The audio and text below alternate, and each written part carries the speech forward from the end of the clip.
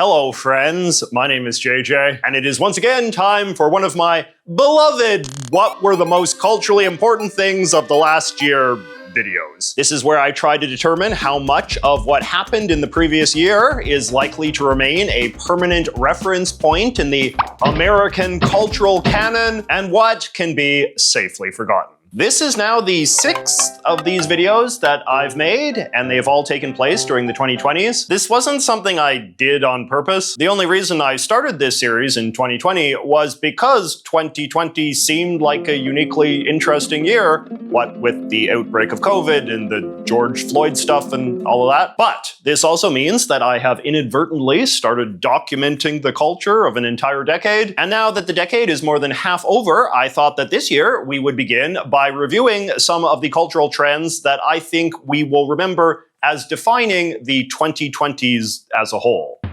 The most trendy country of the 2020s, I think, is pretty unambiguously South Korea. If the 60s saw Americans fascinated with London and the 80s with Tokyo, then the 2020s are surely the decade of Seoul.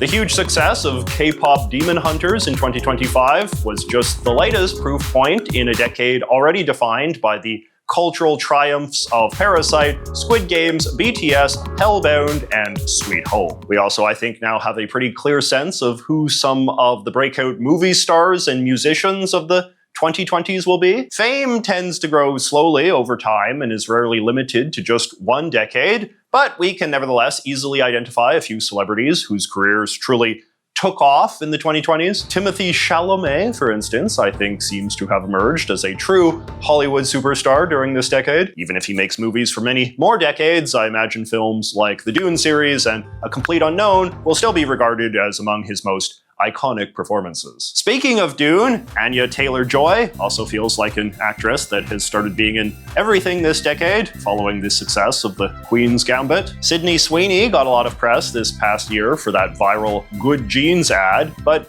even before then, I think she'd already established her standing as a Hollywood big shot, thanks to Euphoria and White Lotus. White Lotus, in turn, feels like it will probably be remembered as a very iconic 2020s series. Severance as well, along with The Mandalorian, The Boys, and Wednesday. In terms of music, in last year's video, a number of you noted that the 2020s are shaping up to be a decade of a particular sort of girl pop, defined by singers like Sabrina Carpenter, Chappell Roan, and Charlie XCX. I feel like it's harder to identify any huge breakout stars in the realm of male musicians, but you can let me know if you think I'm missing someone obvious. In the world of video games, the 2020s will represent the so-called 9th generation of gaming. For those who don't know, since the 1970s, video game systems have been classified into sequential generations, with each new one established once the big companies discontinued the systems of the previous generation. Sony and Microsoft both debuted their 9th generation consoles in 2020,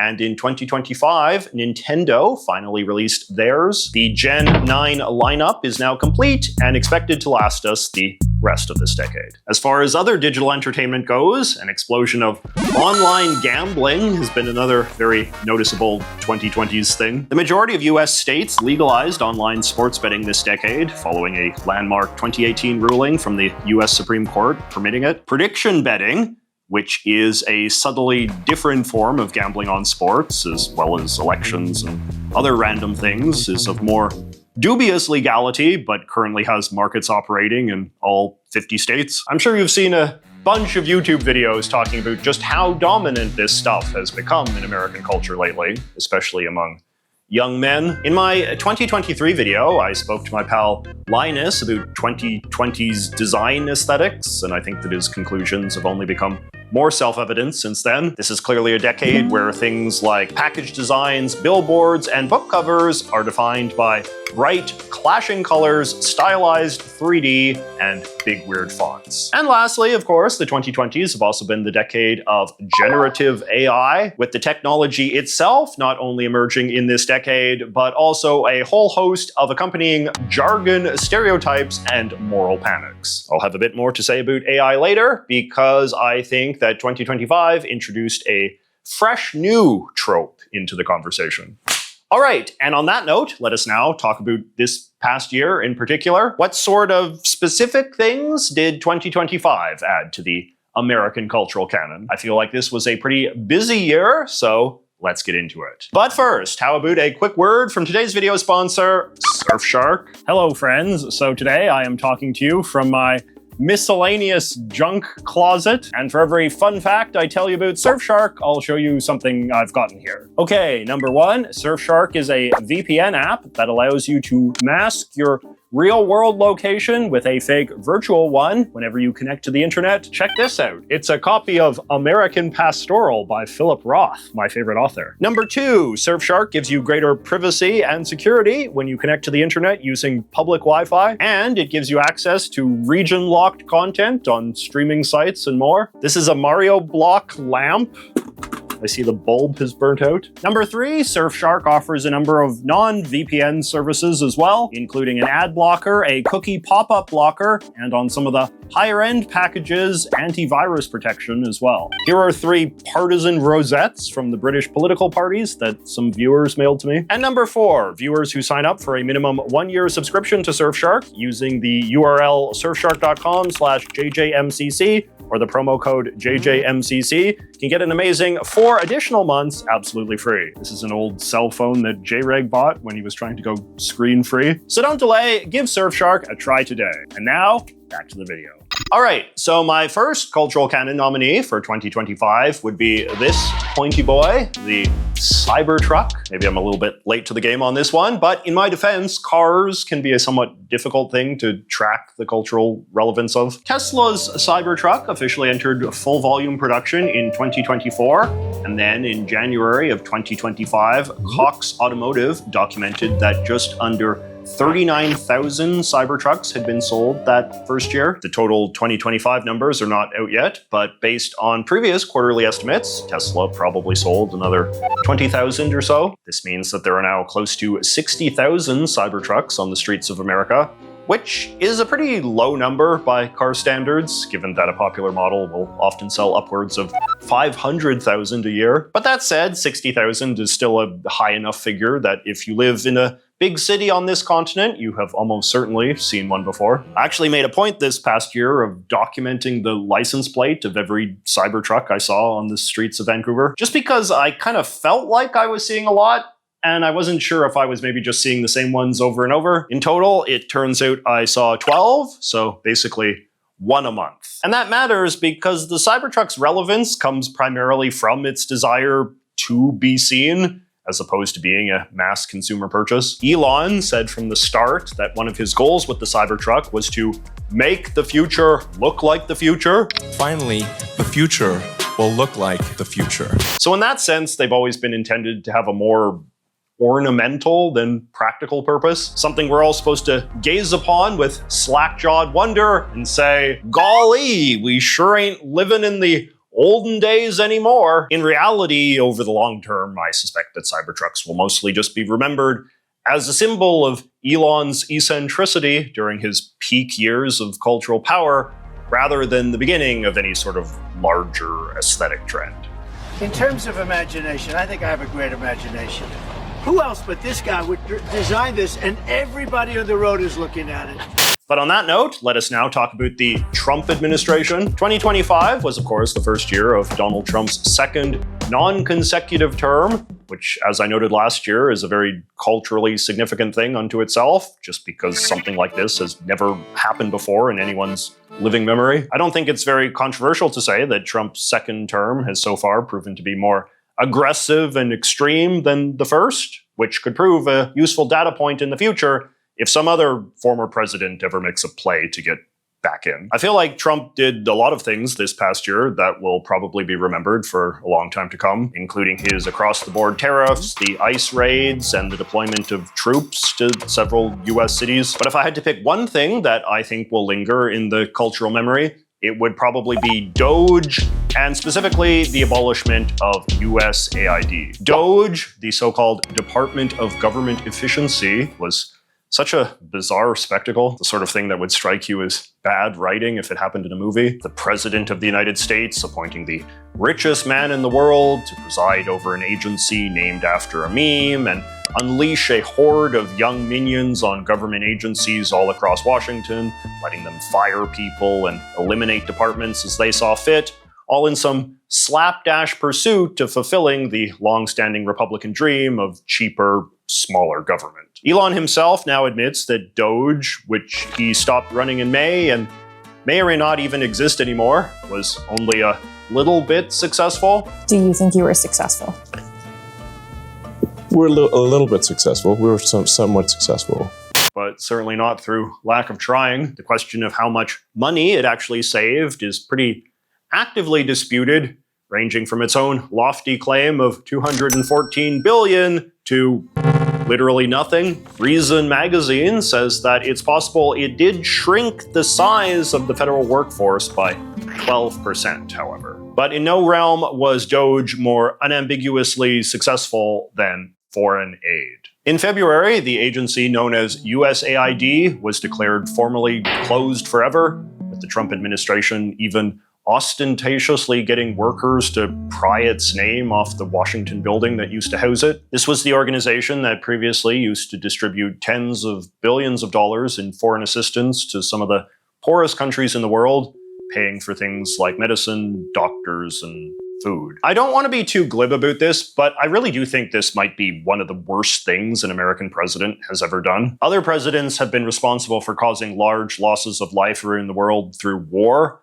but demolishing USAID is quite different. It's a conscious decision to cause hundreds of thousands or even millions of preventable deaths in the name of a rather negligible amount of cost savings in the federal government's $6 trillion budget. It's a pretty bleak topic, and I don't want to dwell on it too much, but assuming I'm right, and abolishing USAID was indeed a uniquely horrible thing that will lead to enormous suffering and loss of life, it's probably safe to assume that it will linger in the American cultural imagination as an example of a true moral crime committed by a president, one hopes. All right, so as long as we're on downer topics, let's now talk about the two most shocking celebrity murders of 2025, Charlie Kirk and Rob Reiner. The Republican pundit and activist Charlie Kirk was shot in September in what was probably the highest profile assassination of a major political figure in American life since the 1960s. I don't personally think Kirk was all that unique as a talent. I think there were plenty of other conservative commentators who could write or speak or debate with just as much skill. But I think Charlie worked harder, was more unapologetically partisan,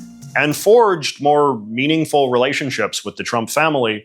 And I think that made him a more revered figure than his contemporaries. His death froze his political project in an unfinished state, which now allows him to be a role model for a very broad range of conservatives, be they writers, podcasters, party organizers, or even politicians. And I think that aspirational dimension to his short life, coupled with the hideously gory spectacle of his death, will keep him relevant for a long time to come. The acclaimed film director Rob Reiner, meanwhile, was murdered by his son earlier this month. Reiner's impact on the last few decades of American cinema is hard to overstate. His movies birthed so many iconic lines and scenes that have become an inseparable part of American culture, even if you're not always completely familiar with where they came from. The numbers all go to 11. You can't handle the truth! I'll have what she's having. You keep using the word.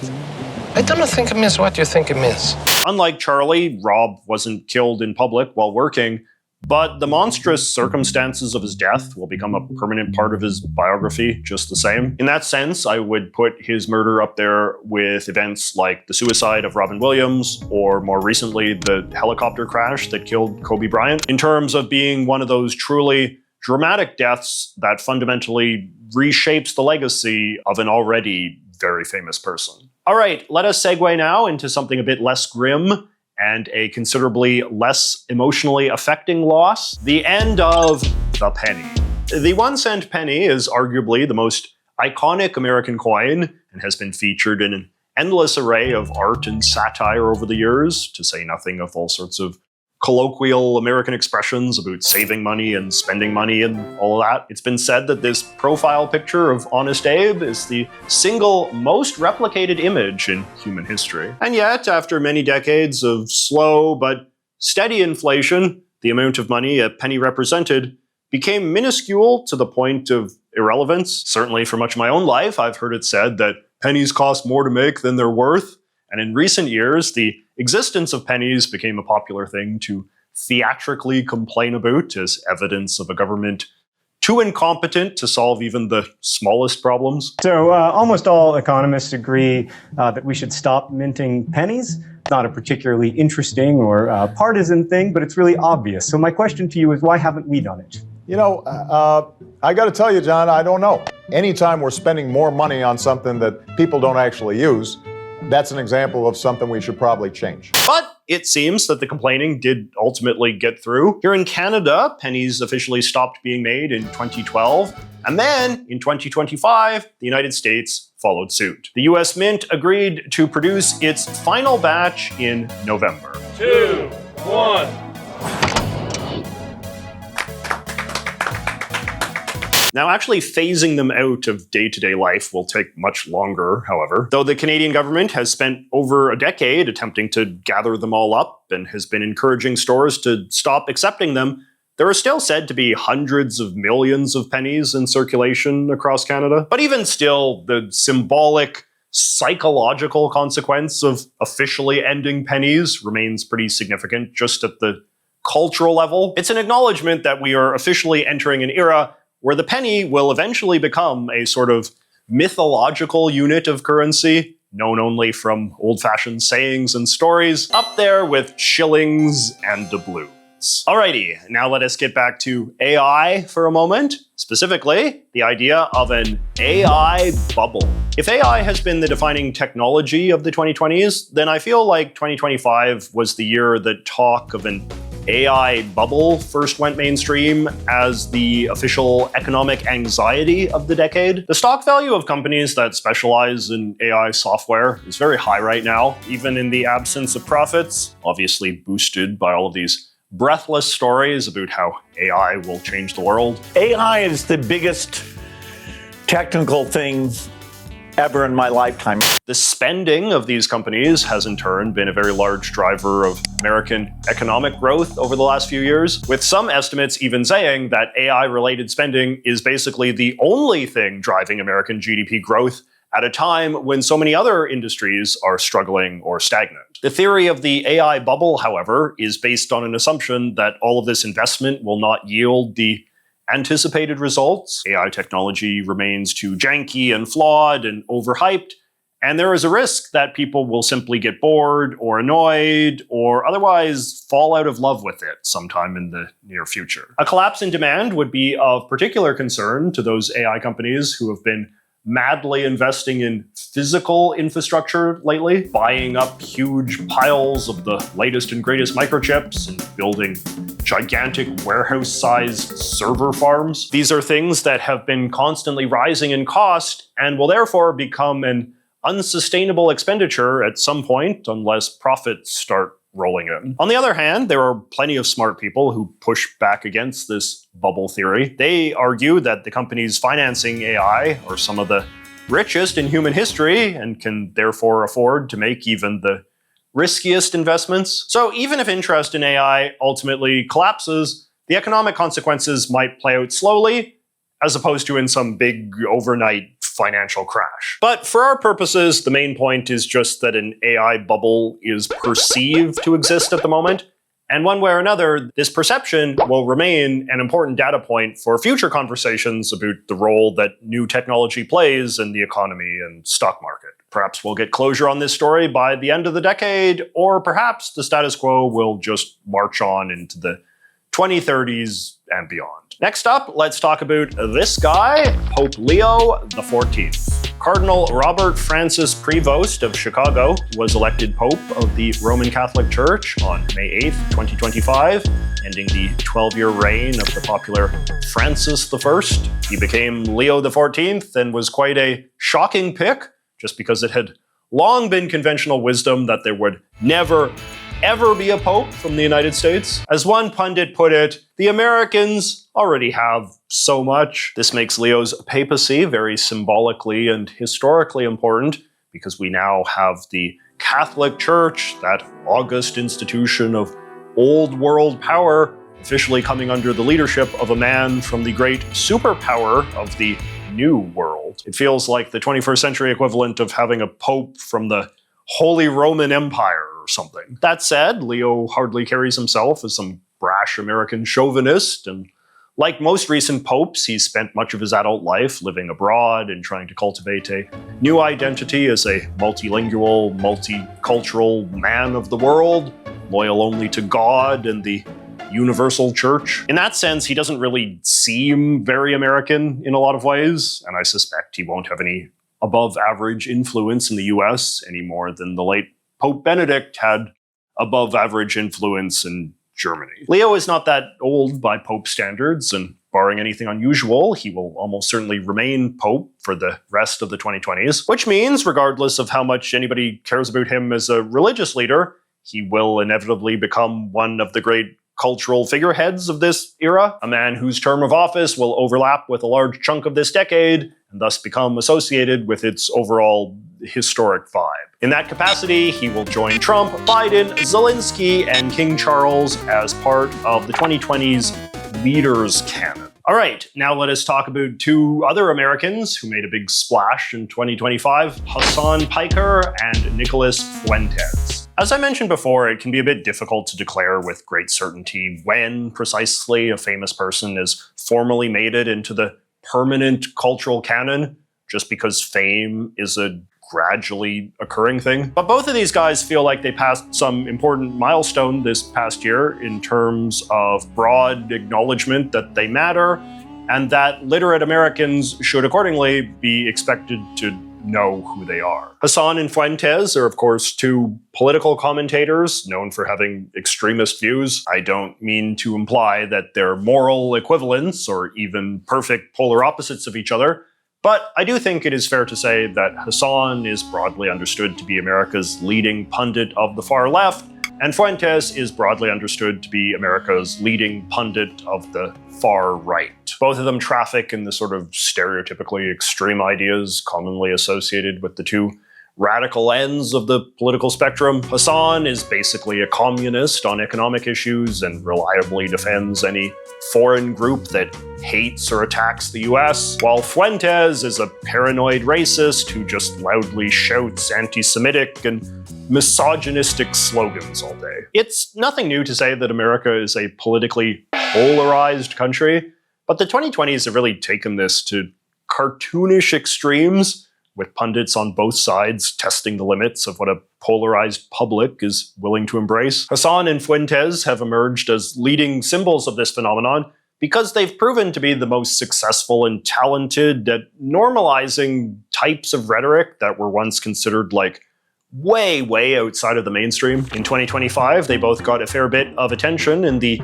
elite press, with write-ups and interviews in places like the New York Times and GQ that frame them as major cultural figures to be kept in the shadows no longer. The thing I always wonder about them, however, is the question of whether they embody changing political appetites in America, or just changing tastes in like the entertainment side of American political culture. Which is to say, do they reflect the changing face of what Americans actually believe, or merely what Americans want to watch? All right, now I always like to close out my yearly lists with a few edge cases or honorable mentions, things that feel like they matter, but also might be a little bit on the margin. The professional hockey player Alexander Ovechkin of the Washington Capitals officially passed Wayne Gretzky to become the most goal-scoringest player in NHL history this past year. Ovechkin has been playing in the pros for over 20 years now, and thus cannot be said to be any sort of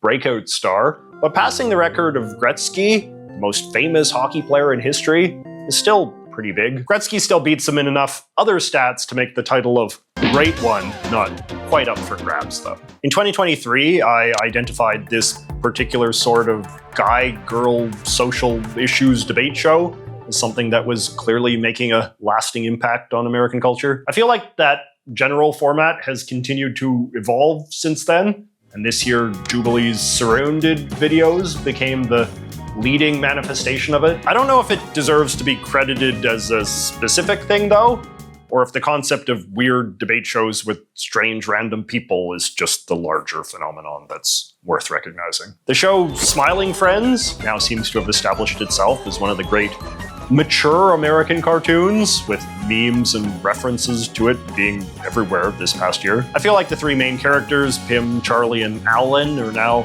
pretty broadly recognizable, although with these sorts of things it is always hard for me to tell to what degree they have truly entered the cultural mainstream versus the degree that they just seem very mainstream to me because of the sorts of circles I travel in. I can't find it now, but there was a tweet I saw earlier this year that made me laugh, where it talked about the guy who invented Rick and Morty going into some sleazy corner store and being horrified to discover that all of the bongs are now Smiling Friends characters. And then how about Knives Out? Do you think that that is now one of the great American movie franchises? And just to bring us to a close, in my 2024 video, I promised to start including JJ's Book of the Year at the end of every yearly recap.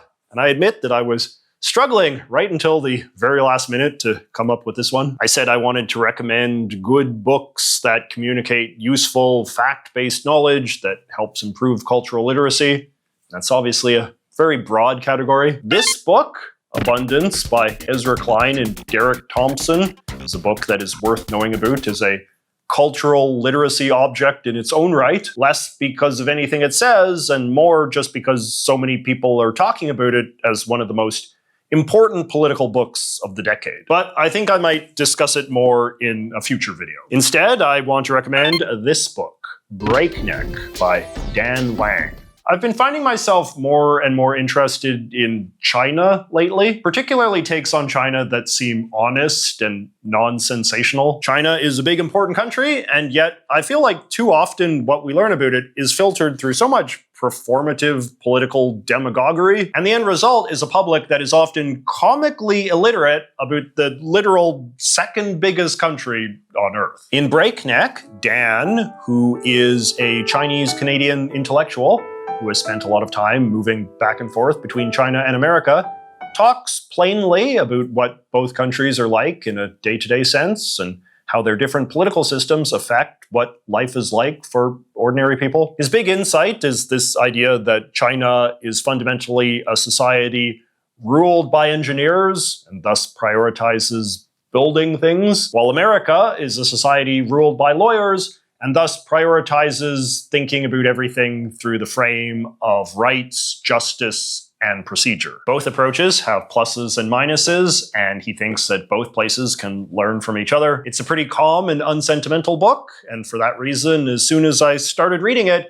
I felt like I'd finally found the honest take on modern China that I'd been searching for so long. So yeah, give it a read if that sounds like something that might interest you. It gets my stamp of approval. Do you think my 2025 list is missing anything big? Let me know in the comments. I hope you all enjoy the rest of the holiday season, and I will see you next week.